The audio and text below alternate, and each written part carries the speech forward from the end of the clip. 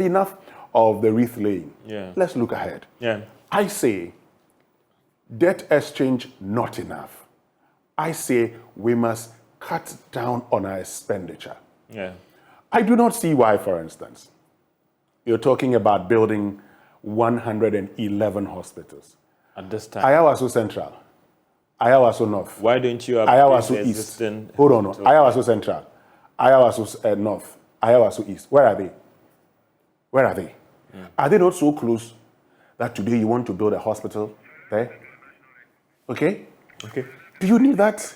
Do you need that? Well, once the story had to cut in, let's join our feed live from Parliament in terms of our special coverage of the State of the Nation address.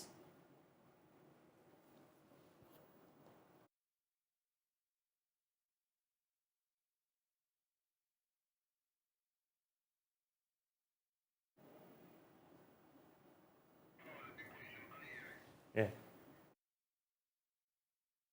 Okay, so I mean, the president is in. The national anthem has been played. You can see the house quite full. Both benches are starting to be corrected. We have special guests also in there. Some ministers of state as well in there in Parliament, and the members of Parliament upstanding for the national anthem. We can see them all getting their seats. If you look at the minority caucus side, most of the chairs there are filled as well, and also the majority completely filled. They have some ministers of state coming in there as a special guest. Look at the press gallery as well. And also, is it the days, if I can use that expression, where the president is sitting on a seat flanked by the Speaker of Parliament, the Vice President, and also the Chief Justice as well. And you come to the table where you can see the clerks of Parliament as well sitting down.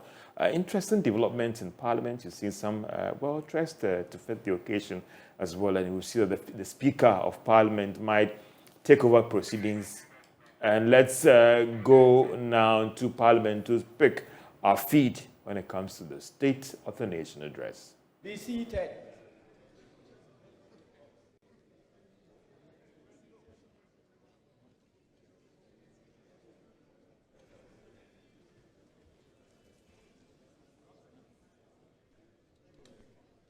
Honorable members,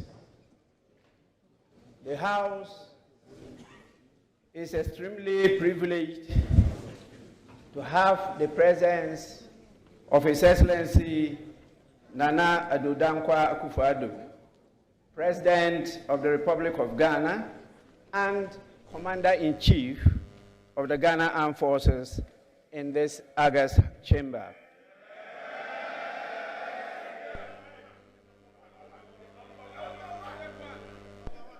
His Excellency the President is here in accordance with Article 67 of the Constitution of the Republic of Ghana to deliver a message on the state of the nation to this honorable House. On behalf of leadership and honorable members of this august House, it is my privilege and singular honor to welcome His Excellency the President of the Republic to the House. Honorable members, before I invite His Excellency the President to deliver the message on the state of the nation, I shall recognize the presence in this august chamber of the following distinguished personalities. We are blessed with the presence of the following persons: Her Excellency Mrs. Rebecca Akufo Addo, First Lady of the Republic.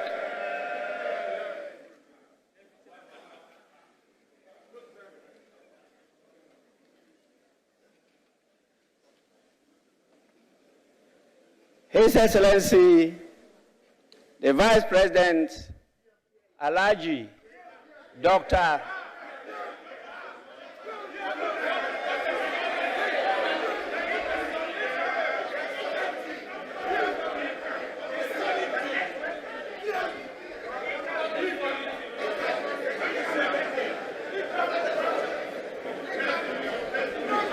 Honorable members, may we have some silence.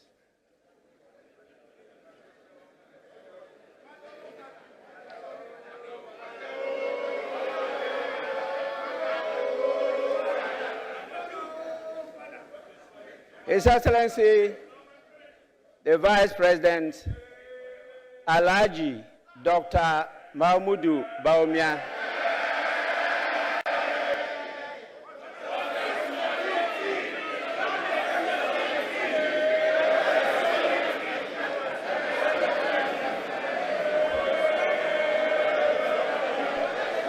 Honorable members,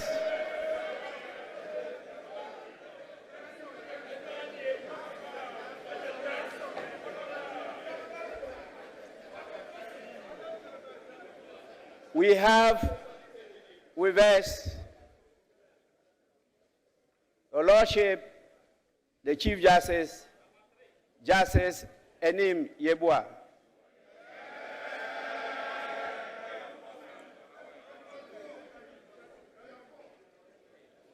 And we have Madam Alice Adjoa Yunus, the spouse of number 3.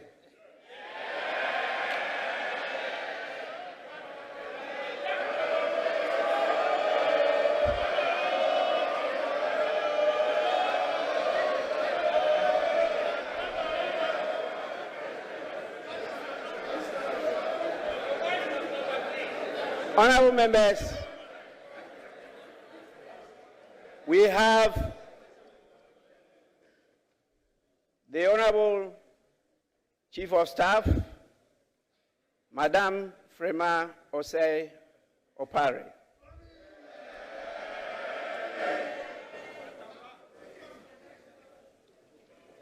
You know, she is the most senior-most of my wives.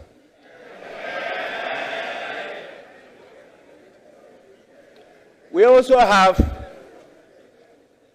the distinguished Chairman of the Council of State. You know very well, this gentleman has been with us for some time.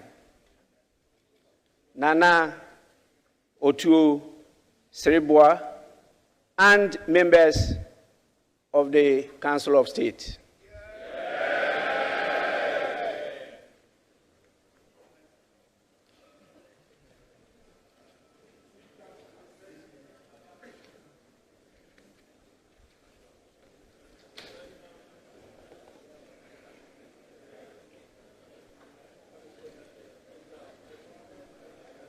Our revered members of the National House of Chiefs, Nimen, Namen, Nananum, Togbe, Namine, they are all present here with us. You have a large team of Your Excellencies, the Dean, and members of the Diplomatic Corps. And we are also blessed with the presence of Your Excellencies, the former President, John Ajekum Kufuor.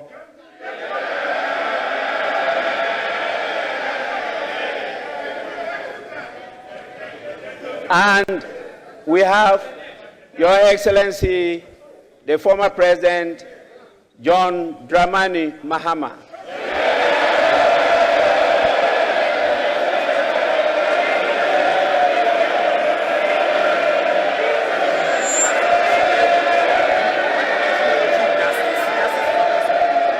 I mentioned.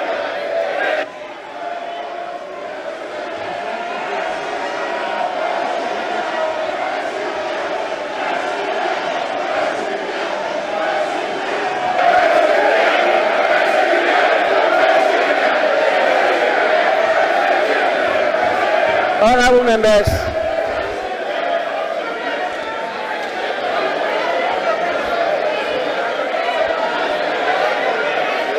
may we have some order, please?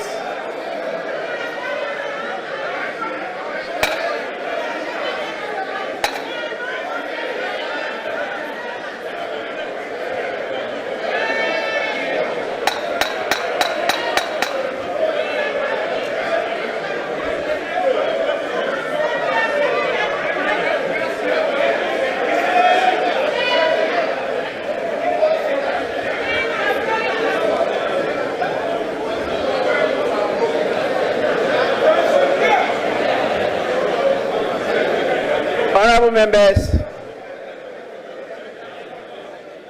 let me, before I proceed,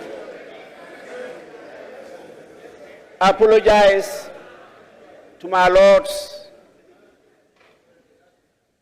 the justices of the Supreme Court, for not mentioning them appropriately. I acknowledge your presence, my lords.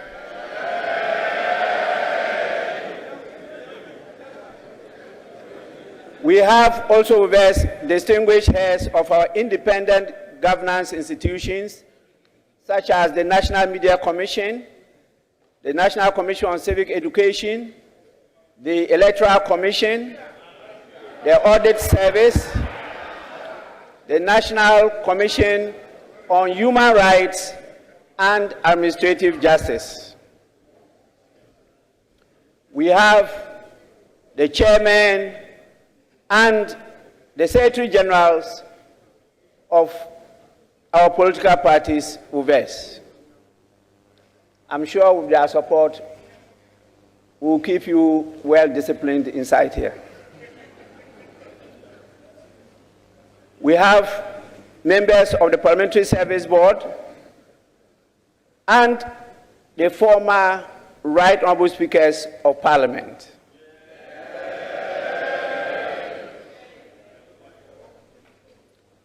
We have our distinguished former clerks of Parliament, particularly the veteran SN Dakwa, who started it all with KN Ayinsu before we gained independence. He is here with us.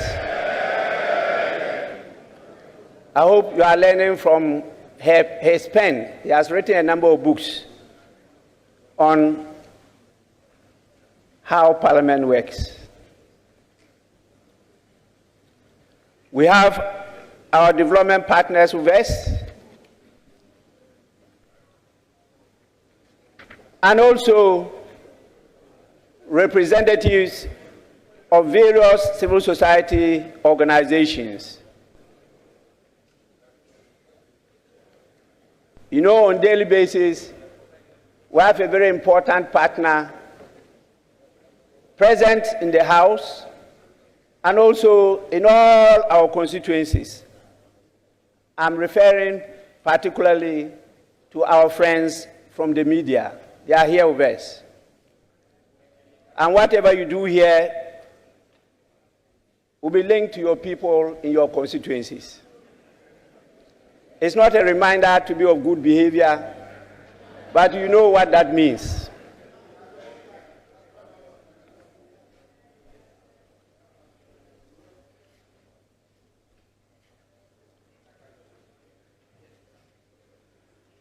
Honorable members,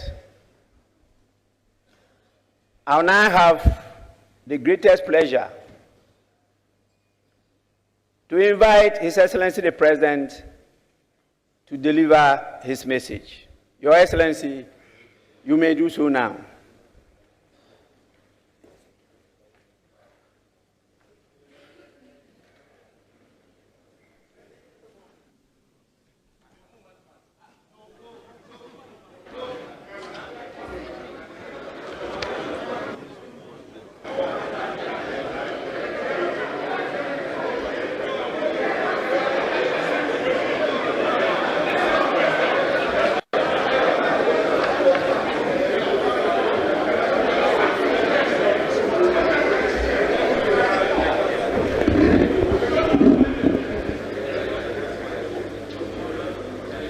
Mr. Speaker, I'm glad to be here in this august House to perform once again one of the most pleasant duties on the calendar of the President of the Republic. That is to give honorable members and the Ghanaian people a message on the state of the nation in fulfillment of Article 67 of the Constitution of the Republic.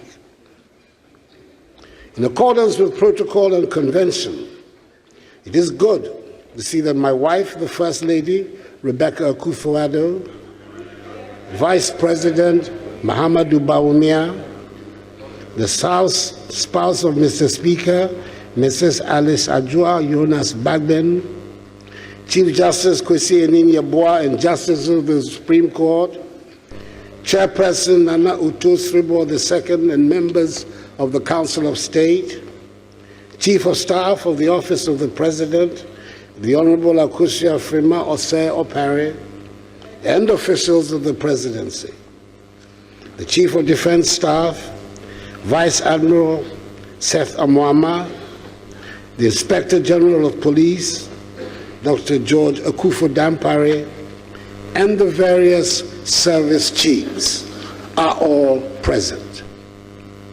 Mr. Speaker, the House is also duly honored by the welcome attendance of the former Presidents of the Republic, Their Excellencies John Agyekum Kufuor and John Dramani Mahama. The former First Lady, Her Excellency Nana Konadu Agyeman-Rawlings, and the Dean and members of the Diplomatic Corps. Mr. Speaker, it is the 8th of March today, and that means it is International Women's Day, the day set aside globally to honor all women.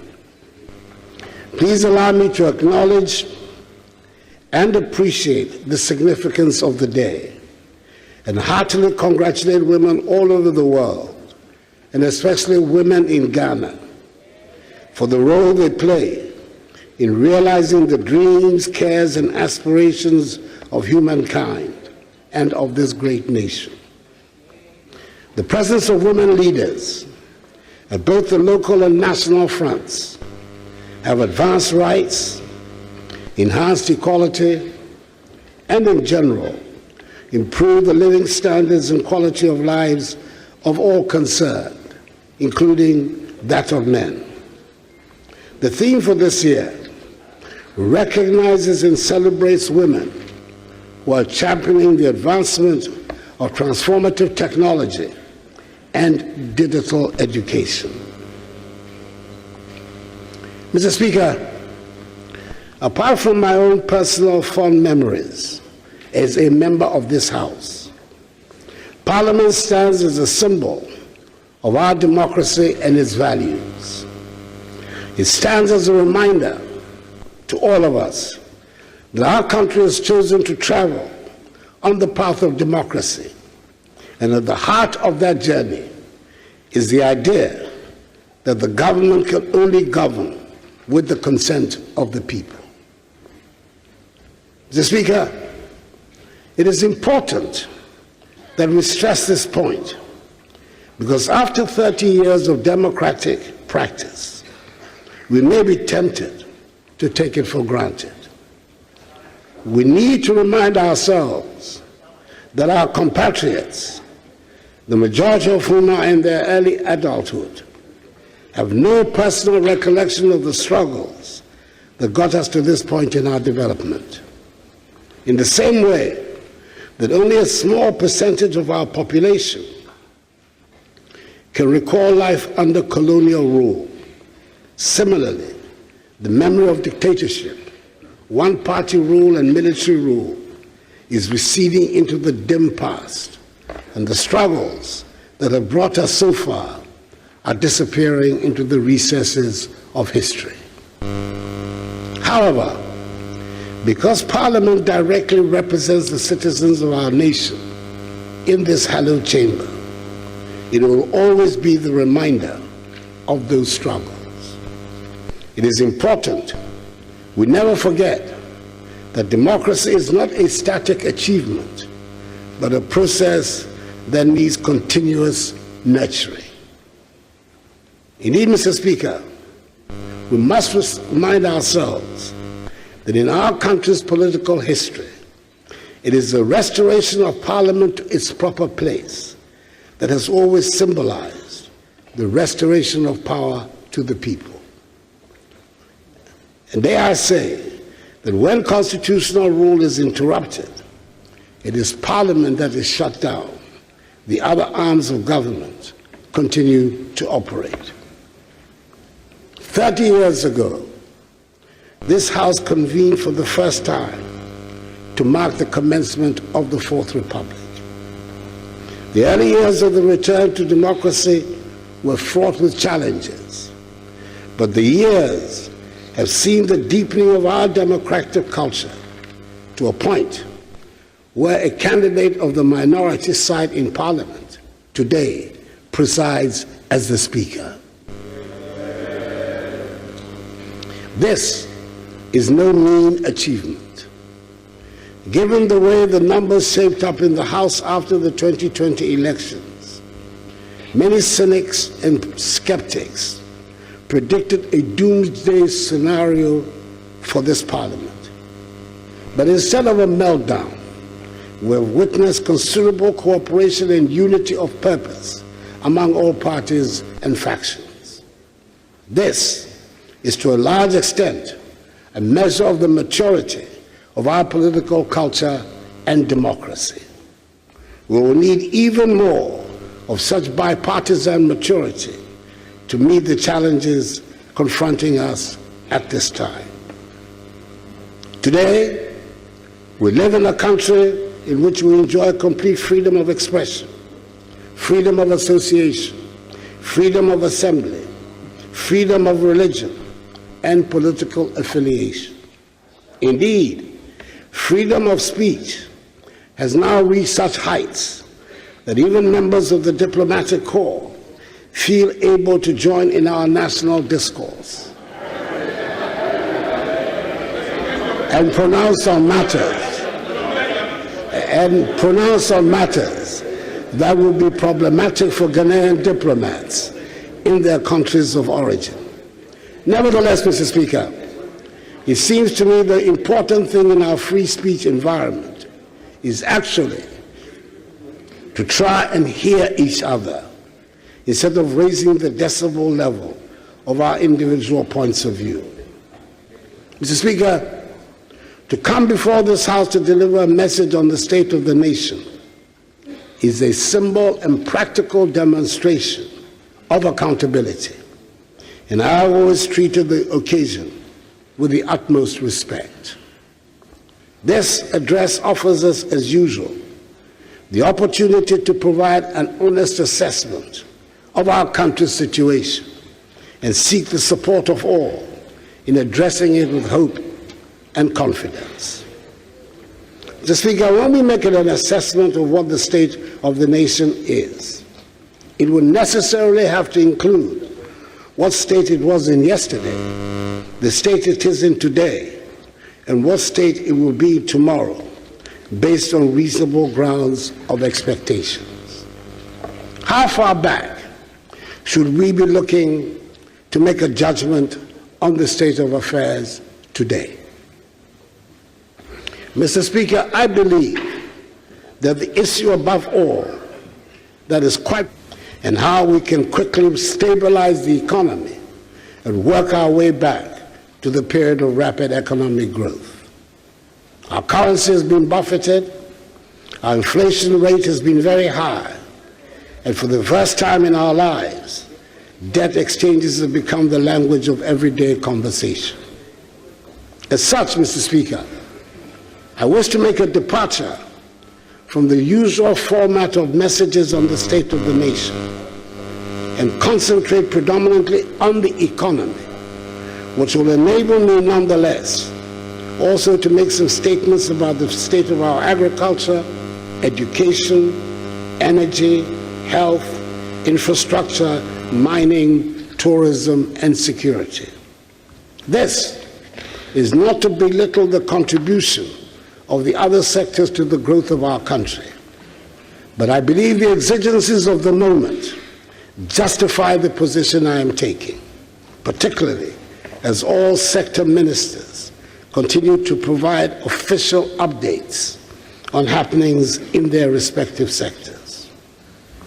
I have said, and many others, including the managing director of the IMF, have said that our economy was doing well until COVID-19 and the war in Ukraine, was doing well until COVID-19 and the war in Ukraine took us off course.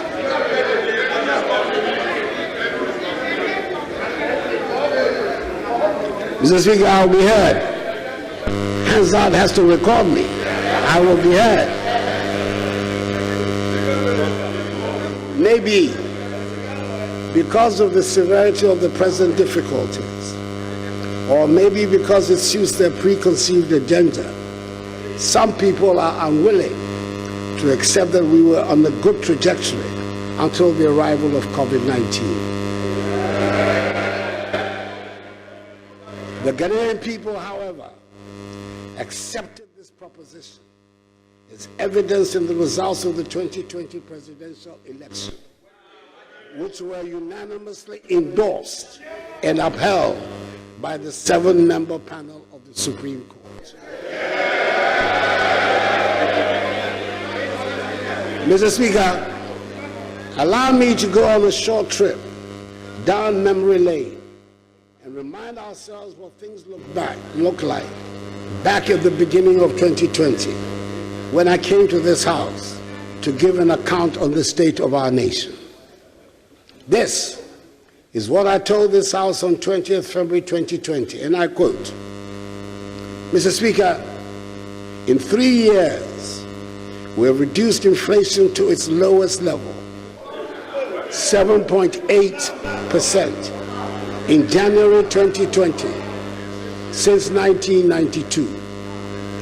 For the first time in over 40 years, we've had a fiscal deficit below 5% of GDP for 3 years in a row. For the first time in over 20 years, the balance of trade, that is the difference between our exports and imports, has been in surplus for 3 consecutive years. Our current account deficit is shrinking, interest rates are declining, and the average annual rate of depreciation of the cedi, as it is lowest for any first-term government in the Fourth Republic. Our economic growth has rebounded to place Ghana among the fastest-growing economies in the world for 3 years in a row, at an annual average of 7% GDP growth, up from 3.4% in 2016, the lowest Honorable in 3 decades. May we listen in silence? Please, it's my duty to protect our guests, and I will do so without fear or favor.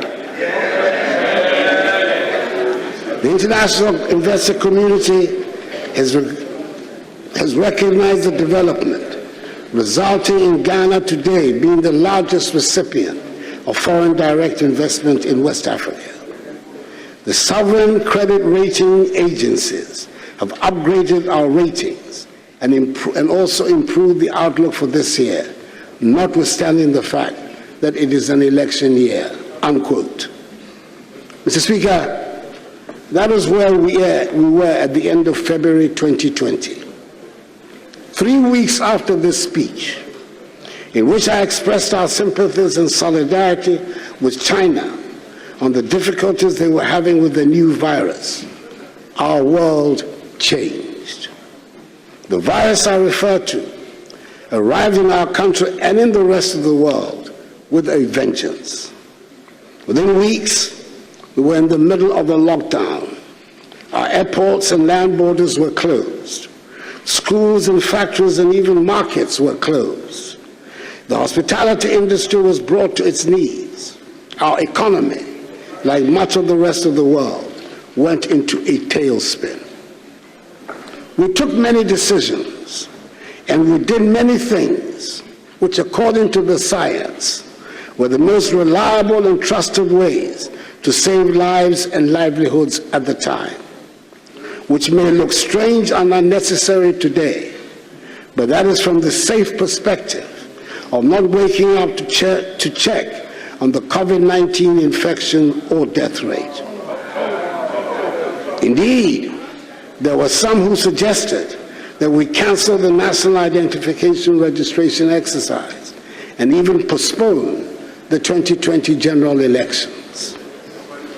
Who would have thought that today anybody would be questioning the fumigation of schools and markets? I recall vividly the straight talking I received from a group of our most eminent physicians and other scientists on the urgency of fumigating all public spaces, including offices, schools, hospitals, markets, churches, and mosques. The few who could afford it even fumigated their own homes. Today, the science might be that such measures make no difference to the spread of the virus, but criminality or reckless spending cannot be ascribed to the decision to undertake such measures. Mr. Speaker, you might remember that we could not produce Veronica buckets fast enough. Today, it is not an obligatory item on anyone's list of purchases. In dealing with the crisis generally, I did not meet anyone brave enough to suggest the considerations of money should be a hindrance to anything we needed to do in the fight against the virus. I was, and I am grateful that the people of Ghana rose to the occasion, and together we went through the crisis and came out well by defying the doomsday predictions about the inevitability of dead bodies on our streets. I'm grateful that we saw the wisdom in helping each other, and I thank those who contributed their expertise, time, and energy to the fight against the virus. And I thank those who contributed to the COVID-19 fund that was set up to help us meet some of the expenditures. The economic consequences from the pandemic have been devastating. Mr. Speaker, it is precisely because the economic fallout from the pandemic is so widespread and long-lasting that it is important to show clearly that the COVID-19 funds were not misused. It is critical that we do not lose the confidence of the people that a crisis that they were led to believe we were all in together was abused for personal gain. Mr. Speaker, it was government that asked for the COVID funds to be audited, and I can assure this House that nothing dishonorable was done with the COVID funds.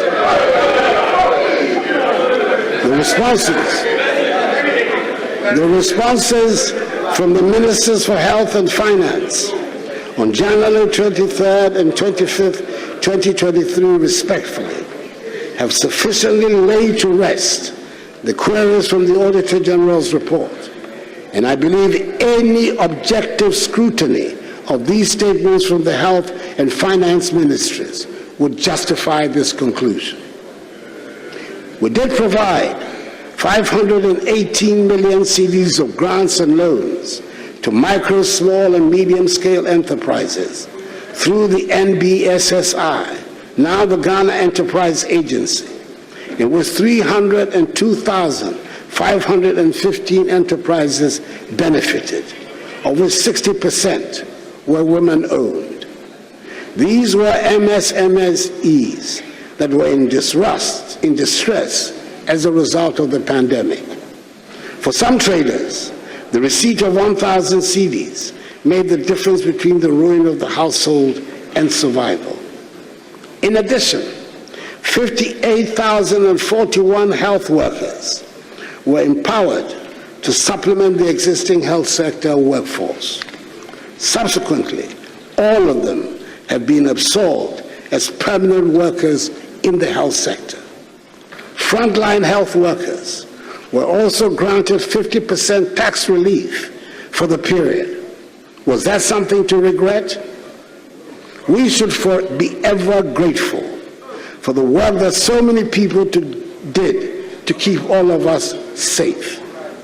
All households enjoyed free water supply and huge discounts on electricity bills, because access to water was a necessity to ensure people adhere to hygiene practices, and access to electricity was important as everybody was encouraged to stay at home.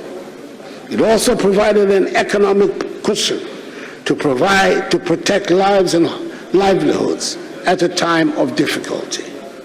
Today, the government's support for utility bills is being projected by some as a waste, or to use that word so beloved of some commentators, profligate. Mr. Speaker, the government took a deliberate decision to try and keep the inevitable disruptions across all our lives down to a minimum in the education sector by opening schools and education institutions as soon as it was made safe to do so. It was an expensive undertaking and not universally popular. But faced with the prospect of a whole generation of our children losing irreplaceable years of education, and the real likelihood of many of them dropping out of school, however, forever, we took the brave decision to open the institutions. Even then, it is worth pointing out that the school year has not yet fully returned to the predictable pre-COVID calendar. After the event, some might be tempted to forget the volumes of sanitizer and other logistics it took to keep the schools open and safe. In much the same way as some might now choose to forget the vitriol that came from some who should have known better, threatening hell and damnation when, according to them, the children start dying in the schools. Mercifully, we did not lose a single child to COVID in school. I would like to suggest that with the best will in the world, Mr. Speaker, no auditor can put a figure on the cost of keeping the children in school safely during that crisis, nor the continuing cost of the effect of the pandemic on our young children. Not the financial cost, not the emotional cost, and certainly not the social cost. But we must thank the Almighty that we have survived to repair the damage and begin to rebuild our economy. Beyond the use of COVID funds, there are legitimate questions being asked about how the country's debt situation got to where it is. Mr. Speaker, let me state emphatically that we have not been reckless in borrowing and in spending.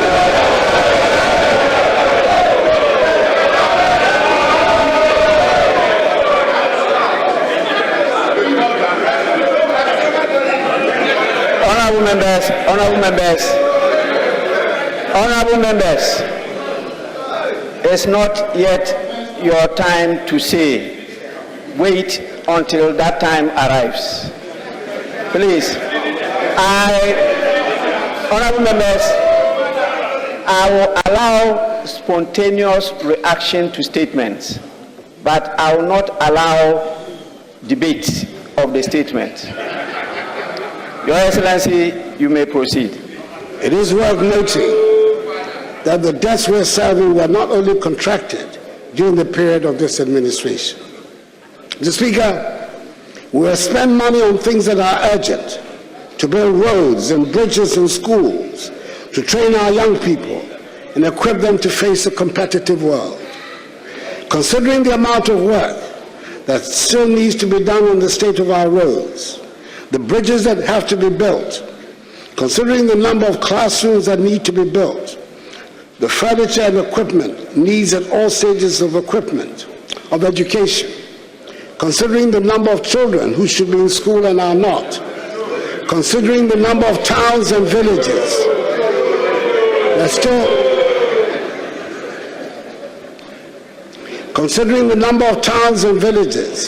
still do not have access to potable water, I dare say no one can suggest we have overborrowed or spent recklessly. Yes, I've been in a hurry to get things done, and this includes massive developments in agriculture, education, health, irrigation, roads,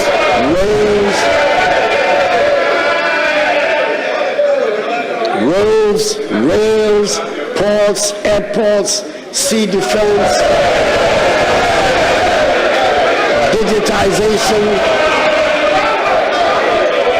social protection programs, industrialization, and tourism.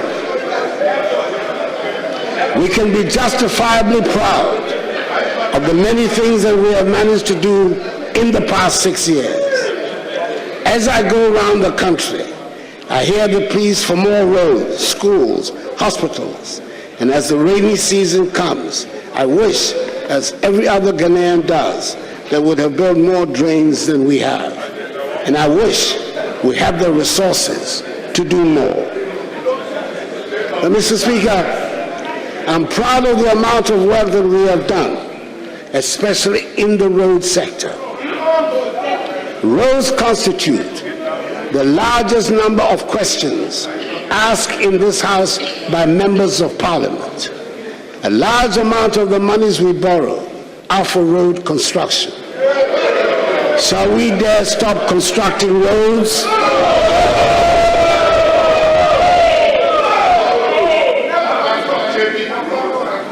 Mr. Speaker, I would like to state categorically that this government has built more roads than any government in the history of the Fourth Republic. And Mr. Speaker, the details of all these roads are attached in the annex to this message. I have done so because last year when I made a similar pronouncement, I was met with howls and gasps of incredulity from the minority benches. And so I thought it appropriate this time to present it as an annex to the statement.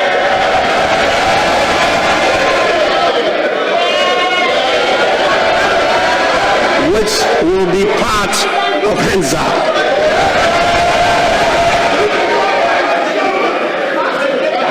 Beyond the construction of roads, Mr. Speaker, this MPP administration has implemented successfully a national identification system with the Ghana card, constructed more railways than any government in the Fourth Republic, established the Zongo Development Fund to address the needs of Zongo and inner city communities.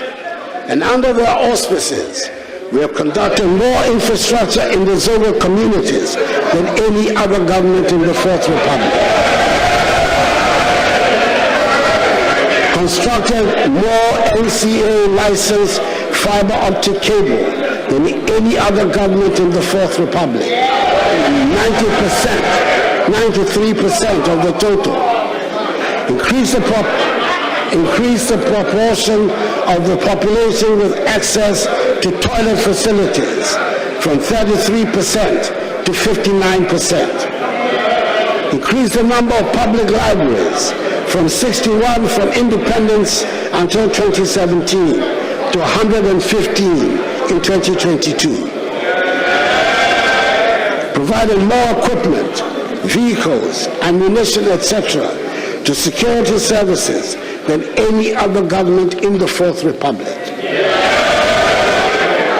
We have successfully implemented the digital address system, improved significantly the financing of governance and anti-corruption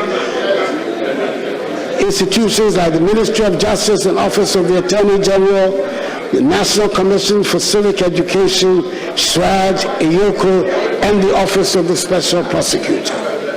Implemented the One District, One Factory initiative. In 4 years, 106 companies are in operation under 1D, 1F. 148 factories are under construction. This is the largest expansion of that sector since independence, constructed more fish landing sites than any other government in the Fourth Republic, established Africa's first national-scale electronic pharmacy platform, provided free Wi-Fi to 700 senior high schools, 46 colleges of education, 260 district education offices, an initial successful pilot of 13 public universities, introduced drones in the delivery of critical medicine, vaccines, and blood to people in remote parts of the country. And today, Ghana has the largest medical drone delivery service in the world,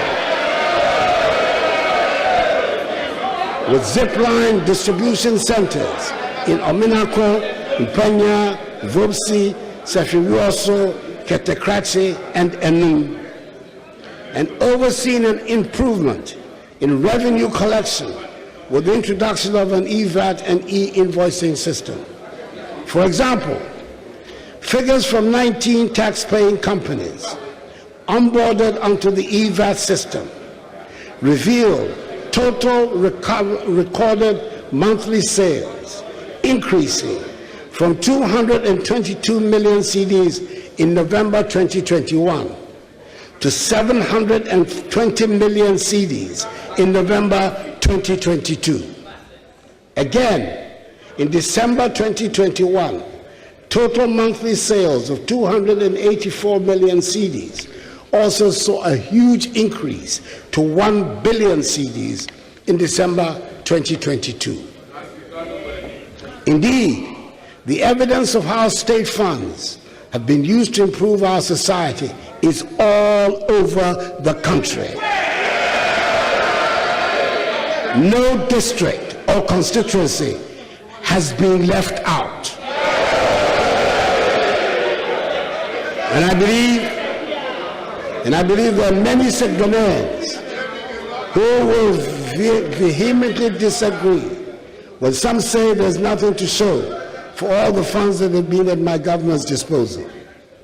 Mr. Speaker, I would like at this stage to brief the House on how the talks with the International Monetary Fund have been going since the announcement on 1st July 2022 of our intention to engage the IMF for a funded program. Mr. Speaker, having reached a staff-level agreement on 12 December 2022, after 5 months of intense negotiations and completion of most of the prior actions required under the agreement, we are on course for the IMF staff to present to the IMF Executive Board Ghana's program request for a $3 billion extended credit facility by the end of this month. Mr. Speaker, the 3-year IMF program, anchored on government's post-COVID-19 program for economic growth, aims at restoring macroeconomic stability and debt sustainability whilst protecting the vulnerable. It is a strong reform program which relies on front-loaded fiscal measures to increase domestic resource mobilization and streamline public expenditures to support inclusive growth and enhance social protection. Mr. Speaker, I thank the House for its support throughout this process, including the passage of key revenue laws. However, a few more of these measures, namely the Income Tax Amendment Bill, the Excise Duty and Excise Tax Stamp Amendment Bills, as well as the Growth and Sustainability Levy Bill, are outstanding, which need the urgent attention of the House and passage to complete the prior actions. This will put us in readiness for our presentation to the Fund Board, and more importantly, bolster our domestic revenue mobilization efforts. Mr. Speaker, it is clear that given the extent of the fiscal and debt sustainability issue we are addressing, fiscal adjustments and structural reforms are not sufficient for restoration of debt sustainability. A critical component of the measures we're implementing to address the current economic crisis is the debt operation, involving both domestic debt and external debt. The debt operation is aimed at returning the country to debt sustainable path by 2028 by reducing the debt to GDP ratio on a general classification basis and in present value terms from 103% in 2022 to 55% by 2028, and reducing the external debt service to revenue ratio from 29% in 2022 to 18% by 2028. Mr. Speaker, in order to achieve these goals, the decision was taken to execute a domestic debt exchange program, in addition to fiscal adjustment, external debt operation, and structural reforms. The participation rate of 85%, representing tendered bonds of 83 billion cedis out of the total eligible bonds of 97.7 billion cedis, constitutes significant success for the DDE program. The 83 billion cedis bonds that were successfully tendered also represent 64% of the outstanding domestic debt of 130 billion cedis at the end of December 2022, as pension funds have been expressly exempted from the DDEP. I want to take this opportunity to thank organized labor, pensioners, pension fund managers, the Ghana Association of Banks, the Ghana Securities Industry Association, the Ghana Insurance Association, the Individual Bondholders and Retirees Forum, and all others who have contributed to make the domestic debt exchange program a success. Mr. Speaker, I know it has been said over and over again in the past weeks, but the voluntary nature of the DDE program bears repeating, as is the fact that the government is committed to honoring all coupon payments and maturities in respect of both old bonds and the new bonds, in line with government fiscal commitments. Mr. Speaker, we're also making progress on the external debt negotiations since the government announced an external debt service suspension on 19th December 2022 for certain categories of external debt to ensure an orderly restructuring. This suspension is an interim emergency measure toward a comprehensive external debt operation which will contribute to the restoration of our debt sustainability in line with our request for debt treatment under the G20 Common Framework. I want to express our appreciation to members of the Paris Club and to the People's Republic of China for the cooperation they have so far exhibited to us in attempting to reach an agreement and in their attempt to establish an official credit committee. We look forward to their fast-tracking the needed financing assurances for IMF approval. We are confident that with their cooperation, we will reach our March deadline for going to the fund. Mr. Speaker, we remain resolute in our vision to restore macroeconomic stability and promote inclusive growth. Mr. Speaker, government recognizes that sustained growth must be deliberate, especially in a global landscape marked by forces of technology, trade, and intense competition.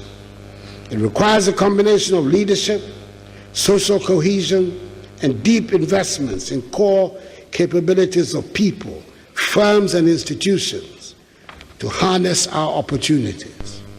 That is why, together with our private sector counterparts, we're anchoring Ghana's medium-term growth drivers on competitiveness, integration, adaptation, and digital innovation, all aimed at raising per capita GDP from the current $2,500 to $4,500, aligning with the Ghana Beyond Aid Charter by 2020.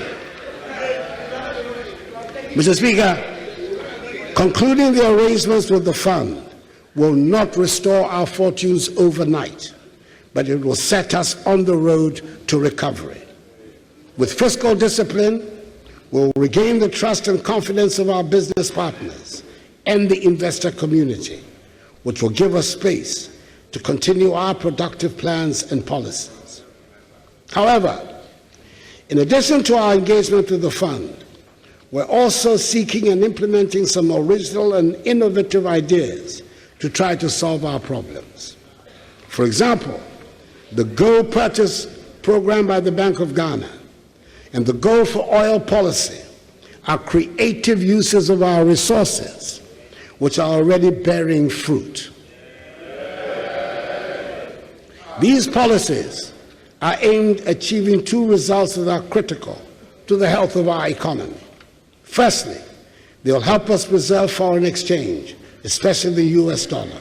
And secondly, they will enable us to stabilize the price of oil products, such as petrol and diesel, on the domestic market.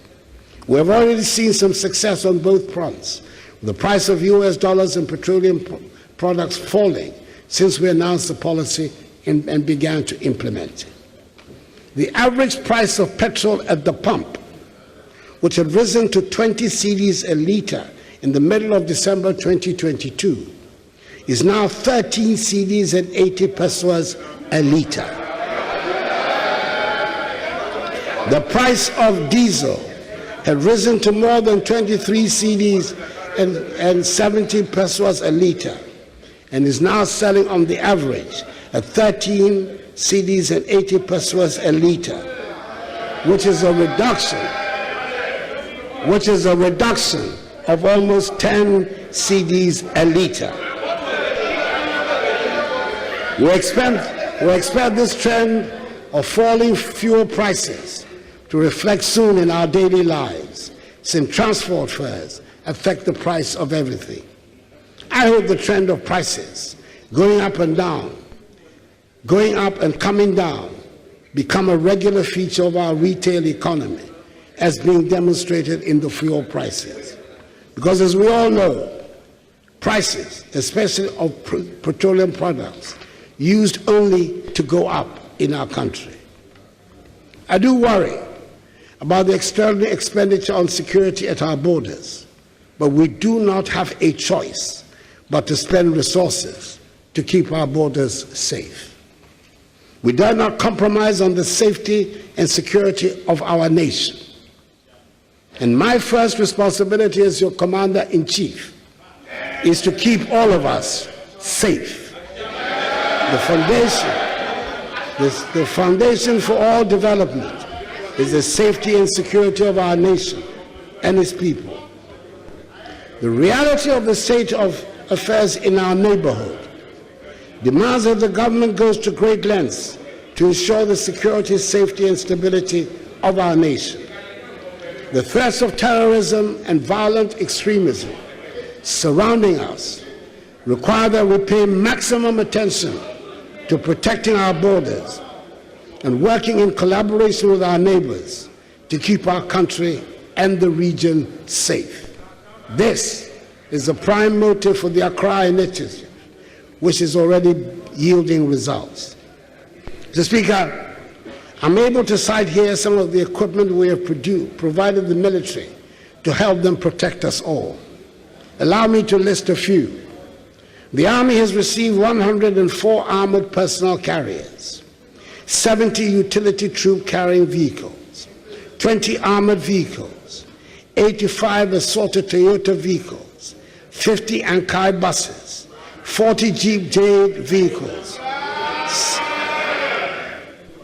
some explosive ordnance disposal equipment, large quantities of communications surveillance equipment, varying quantities of weapons, and 4 unmanned aerial vehicle systems. And the Ghana Navy has taken delivery of 4 offshore security vessels and 4 Zodiac boats. We've also continued the process of upgrading the housing needs of the security services. The Barracks Regeneration Project Phases 1 and 2, the Military Housing Project Phases 1 and 2, and the Ghana Military Academy infrastructure project are expected to be completed and handed over by the end of May this year.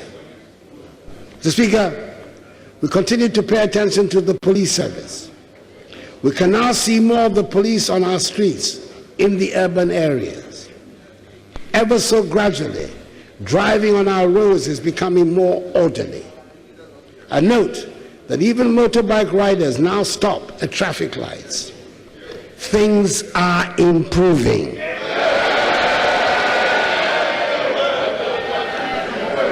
504 housing units comprising 72 one-bedroom and 432 self-contained units have been completed for the police service. Recently, I delivered 100 pickups, 600 motorbicycles, and 6 armored personnel carriers to the police service to boost operational capacity. For the first time in our nation's history, the police service has dedicated helicopters to help with its operations. Mr. Speaker, I must share some good news with the House. I am particularly proud of the dramatic intervention government has made to tackle the long-lasting and utterly disgraceful problem of dilapidated and inadequate number of courts in our country. Many of the courts have not been fit for purpose and do not provide suitable facilities for the efficient administration of justice. The inadequacy means that people have to travel long distances to gain access to courts. As someone who for years earned my living as a practicing lawyer, I have first-hand experience of the unacceptable state of courthouses around the country, and I'm glad to inform the House that we are resolving this problem. Through the Ministry of Local Government and the District Assembly Common Fund, government has embarked on the construction of 120 courthouses with accompanying accommodation for judges across the country. Indeed, 60 have been completed, and the others are at various stages of completion. For the first time ever, we have the happy situation of purpose-built courthouses with accommodation that are waiting for judges to be appointed to put them to use. 6 new regional high courts fitted with judges' residence are also being constructed in the new regions, i.e. Ahafo, Bono East, Northeast, Oti, Savannah, and Western North. 3 of the courts, that is those in Northeast, Oti, and Savannah, have been completed and commissioned. Those in Ahafo, Bono East, and Western North regions will be completed by April. Mr. Speaker, I had the present duty on 17th October 2022 to commission a new modern Court of Appeal complex in Kumasi, together with 20 townhouses and a guest house to serve as permanent residences for Court of Appeal judges based in Kumasi, who are mandated to handle appeals from the northern part of the country. The Asantehene Otumfuo Setutu II, who generously gave the land, was present at the ceremony. It is a truly magnificent sight, and I recommend it to honorable members who go to Kumasi to pay a visit and see it for themselves. In addition, 210 vehicles were earlier in 2022 distributed to all judges in the Supreme Court, Court of Appeal, Higher Court, and lower courts. Mr. Speaker, it is a well-known fact that in this administration, TVET and STEM feature frequently in all conversations about education. Technical and vocational education are being given the place of honor they deserve. Since the realignment and introduction of free TVET, enrollment in TVET schools has increased from 13,000 in 2021 to 47,000 today. And all the indications are that this is a trend that will continue. In 2022, the TVET service recruited 3,400 staff, the highest in the history of TVET in Ghana, to accommodate this development. I was told last week about one young person who was placed in Achimota School in the current school placement exercise and has turned it down to go to a STEM school. I think we are making progress.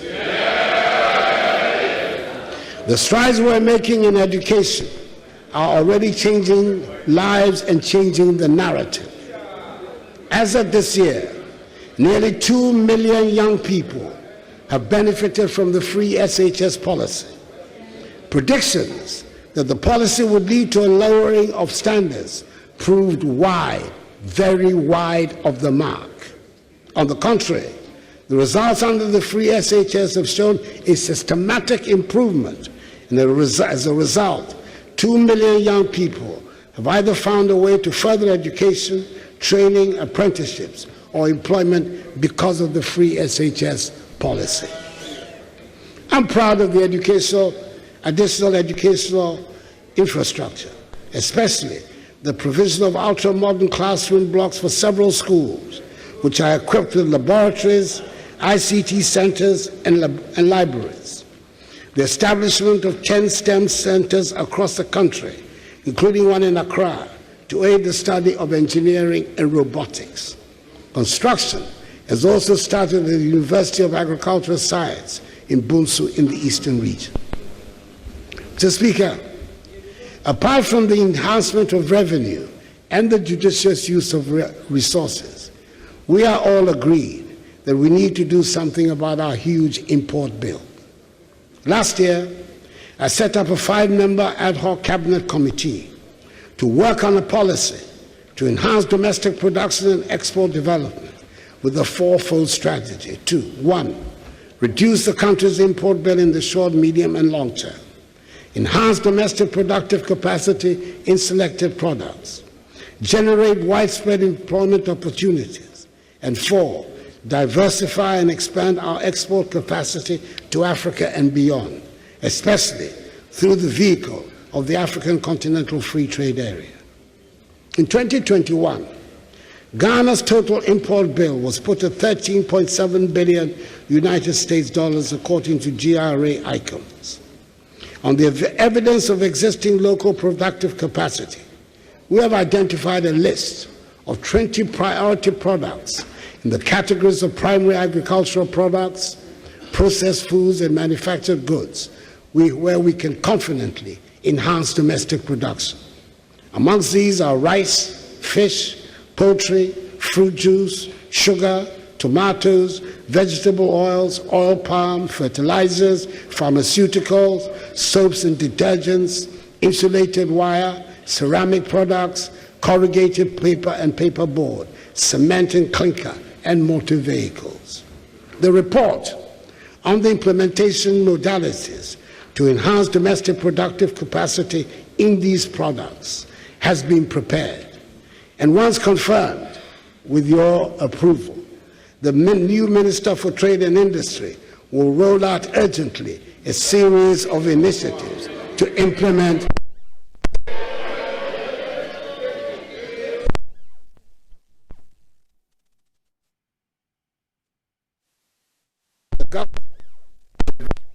the youth and women, the Youth Start program.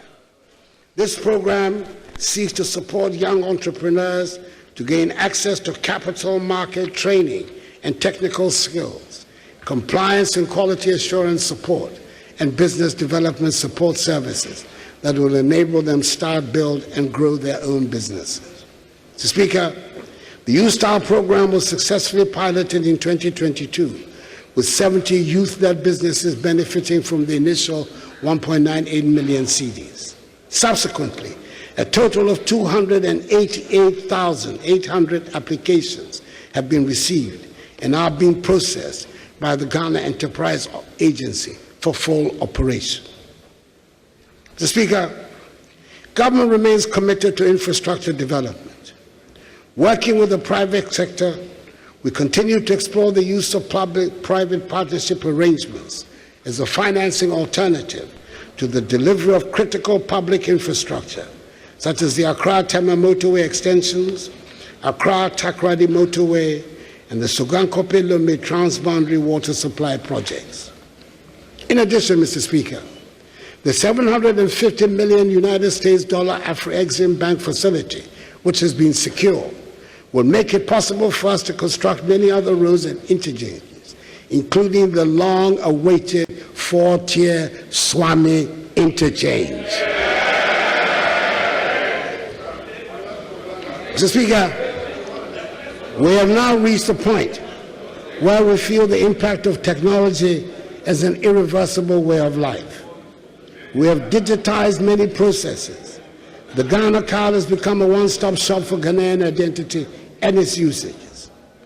We're fully convinced that our embrace of an investment in information technology and the digital infrastructure will help us to redefine our traditional concepts of time, space, speed, and nature of conducting business within our society, economy, and culture. Information technology helps all segments of society to be integrated and transformed through connectivity in facilitating the production, distribution, and consumption of information within the whole economy and society.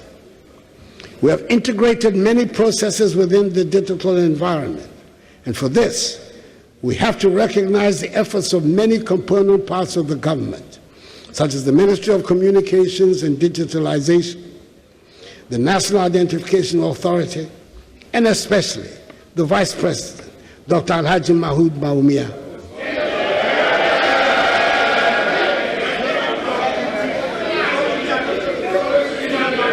who I understand has been nicknamed E. Bawumia.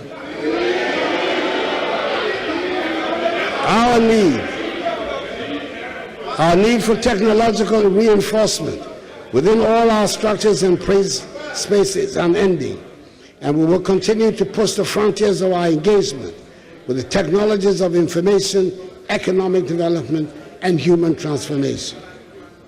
We must be cheered by the improvements being made in the National Health Insurance Scheme to make access easier. The scheme is currently one of the better digitalized institutions, and I hope they get the public support that they need.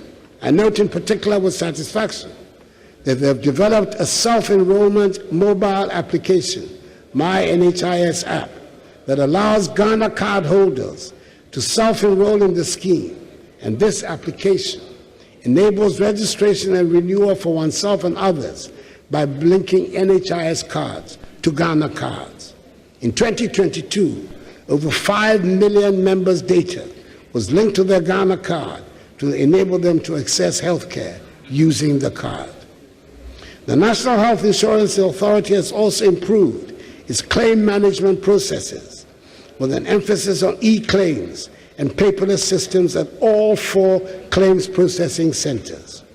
In the year under review, electronic claims processing was about 70% of all claim submissions. As of 31st December 2022, the scheme paid a total of 1.014 billion cedis to health service providers. Mr. Speaker, our drone delivery service is firmly established. And Ghana now has 6 centers for zipline drone services, making Ghana the largest aerial logistics distribution network in the world. Zipline, through the national scale drone delivery services, has delivered some 14.8 million units of life-saving medicals, vaccines, and blood products to health facilities in Ghana by the end of 2022. Childhood vaccines top the list with the delivery of 8.3 million doses, followed by 2.05 million doses of COVID-19 vaccines.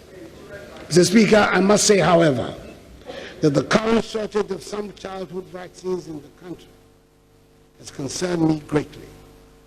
This shortage, if prolonged, will affect negatively Ghana's childhood immunization program, which has been recognized as one of the most successful in the world. The WHO has only recently expressed worry about a steady decline in measles vaccination coverage globally, because of the concentration on the fight against COVID-19. In accordance with our desire not to become part of this global trend, government has taken steps to ensure the stocks of these vaccines are procured and supplied as a matter of urgency and emergency. The Ghana Health Service has developed an elaborate program to catch up on children who have missed their vaccine immediately stocks arrive. Mr. Speaker, I want to encourage all parents and caregivers to ensure that eligible children are vaccinated once this program begins. No child should be denied access to vaccination. Mercifully so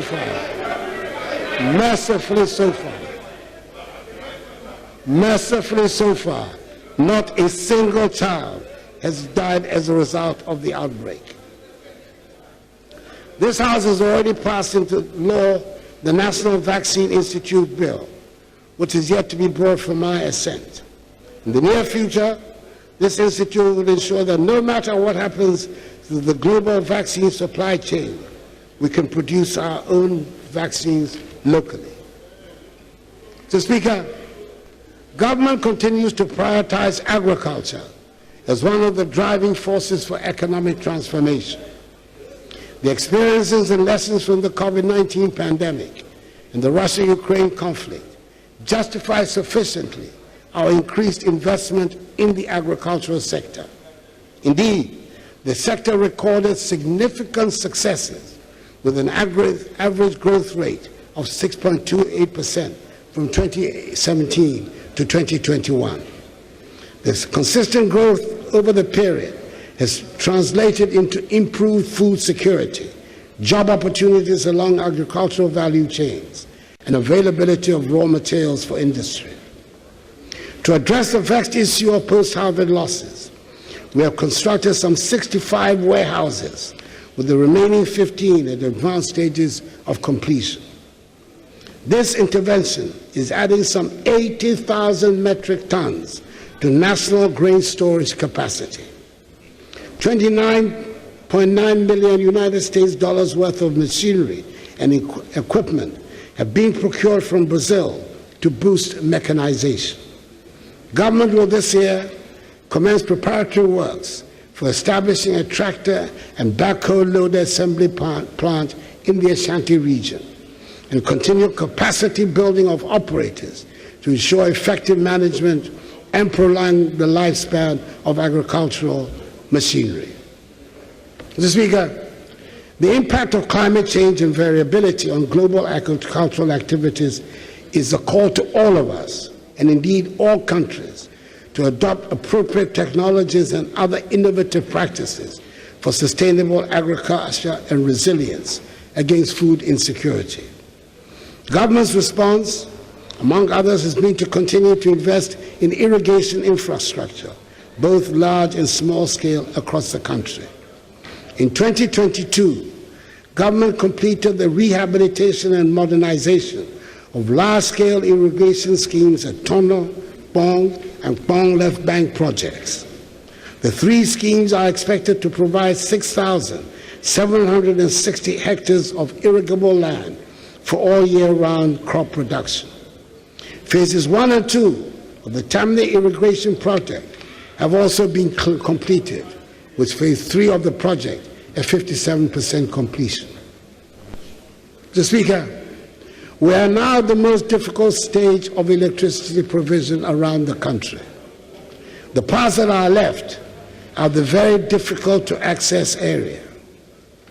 The national electricity access rate increased from 79.3% in 2016 to 88.54% in 2022, making us amongst the top 6 in Africa, and we're still expecting to achieve the 90% universal electricity rate by 2024. To reduce transmission system losses and voltage fluctuations, and to improve the overall quality of power supply, old lines are being replaced on the western, eastern, coastal, and middle corridors. It is worth noting that 3 new substations have been commissioned between 2021 and 2022, thereby improving reliability and efficiency. Mr. Speaker, I'm pleased to inform the House that the Electricity Company of Ghana, ECG, has since the last quarter of 2022 embarked on an aggressive digital transformation program. In the first phase of this program, set to be completed by end of April 2023, the focus is on creating a cashless and efficient payment system. I'm pleased to announce that on 1st March 2023, all ECG district offices became cashless. This is a major achievement by all standards. Since the start of this transformational program, we have so far seen a 25% increase in the monthly revenues. The second phase of the program will see the digitization of postpaid bills and the digital tagging of all meters. In our estimation, these initiatives should increase the monthly revenues of ECG by some 40% before the end of this year. I firmly believe that the initiatives which have been so boldly rolled out by ECG will make revenue leakage a thing of the past and address consumer pain points in their interactions with ECG. Mr. Speaker, we continue the fight against galamsey with the support of the security agencies in the short term. However, we're determined to promote responsible small-scale mining through community mining schemes. So far, 16 of these schemes have been commissioned, with 3 more to be commissioned by the end of this year. All these schemes are supported with gold catchers, pieces of equipment designed to help small-scale miners to extract gold from the ore without the use of mercury. In 2021, I launched the National Alternative Employment and Livelihood Program. The program employs several youth in the production of seedlings and reclamation of degraded mine lands. Currently, reclamation is going over 1,000 hectares of degraded lands in Ashanti, Eastern, and Western North regions. Mr. Speaker, on the international front, I should state that having gained a seat as a non-permanent member of the Security Council for the years 2022 and 2023, Ghana, as one of 3 non-permanent African members, is working vigorously to push the African agenda, which includes the fight against terrorism and the reform of the UN Security Council. I'm pleased to state that good progress is being made on the reform of the UN Security Council. A US president, for the first time in the person of President Joe Biden, and the French president, Emmanuel Macron, have both embraced the reform process. It is our hope that the leaders of the 3 other P5 members of the Security Council will soon do the same and help bring about this much-needed reform that will bring greater effectiveness to the work of the United Nations and the Security Council in the maintenance of international peace and security. We continue to be active members of the African Union and ECOWAS and support strongly measures both bodies have taken against unconstitutional changes in government in our region. We're working with our partners in the region to strengthen regional cooperation in the fight against the terrorist menace in West Africa, hence our commitment to the Accra Initiative. Mr. Speaker, our decision to prioritize tourism as a key policy for economic diversification, job creation, and growth is clearly paying off. The World Economic Forum report of 2021 Travel Index ranks Ghana as the #1 tourism destination in West Africa. The potential contribution of tourism and the arts to GDP is therefore one that we must nurture and emphasize. Both domestic and international tourism are rebounding significantly from the severely disruptive impact of COVID on the travel and tour industry. International arrivals nearly trebled last year from a low of 355,158 in 2020 to over 915,000. Domestic visits to tourist sites are also up by over 55.7% during the period. All these have been made possible by deliberate marketing initiatives and upgrades of tourist infrastructure by the Ministry of Tourism, Arts and Culture and its agency, the Ghana Tourism Authority.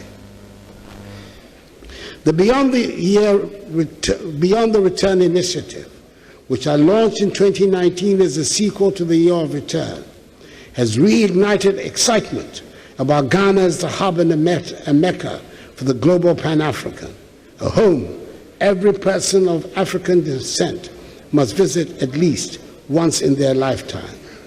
A few days ago, at a historic ceremony in Washington, D.C., we conferred Ghanaian citizenship on Mother Viola Fletcher and her brother, Uncle Red, 108 years and 102 years respectively, two of the only three living survivors of the Tulsa Massacre of 1921. In May this year, I'll be chairing a tourism stakeholder retreat on rethinking tourism for national development and job creation. I've tasked the ministry and its agency, the Ghana Tourism Authority, to work on the modalities to bring together all the stakeholders within the industry. Over the next couple of years, my government will deepen even further our efforts to make tourism a strong primary source of growth for the economy. Mr. Speaker, Monday was 6 March, our Independence Day, and this year we had the main celebrations in the Volta region. I made the decision to rotate the Independence Day anniversary celebration in order to enhance the cohesion and unity of our nation and to make it clear to all segments of our population that we are all part of the One Ghana project. I'm glad to inform the House that it was a happy and grand event set against the breathtakingly beautiful background of the Adaklu Mountains. Mr. Speaker, 60 years since our independence, Ghana has taken steady strides to become a more developed country. The Ghana of 1957 is not the Ghana of 2023. We've come a long way since the days of our 6 million population, with very few modern amenities for its people. Today's population of 32 million, with a growing stock of modern infrastructure, spanning drones to supply our medicine, to the Ghana card which identifies each of us as proudly Ghanaian. As President, I have championed the innovation of policies and the execution of projects that will help improve the quality of life of the Ghanaian people. And God willing, I'll continue on a path that brings the most benefit to the people of Ghana. Mr. Speaker, things may be dire today. Nevertheless, we must count our blessings. Our petrol stations have fuel, and we'll be spared long winding queues to fuel our vehicles. Our markets and shops are, by the grace of God, well stocked, and we have not been faced with the prospect of the rationing of basic necessities such as fruits and vegetables. Our children's schooling has not been interrupted. We've continued to provide free SHS, free TVET, and paid teacher and nursing training allowances. Our electricity supply has been consistent, and we have been spared the hardship of doom so during such a trying time. Our country continues to be stable and at peace. Throughout history, there are many instances of nations going through periods where dark clouds create shadows that momentarily shield the yearn for vision from sight. Such moments should not be ones in which despair takes over. Such moments call for strength of character, sense of purpose, and an abiding commitment to the general good. Mr. Speaker, honorable members, fellow Ghanaians, let us believe in ourselves and in our capacity to overcome the problems that are before us. This is a phase, and with every fiber of my being, I am certain that this too shall pass. We have done it before, and we will do it again. May God bless us all in our homeland, Ghana, and make her great and strong. Mr. Speaker, I thank you for your attention.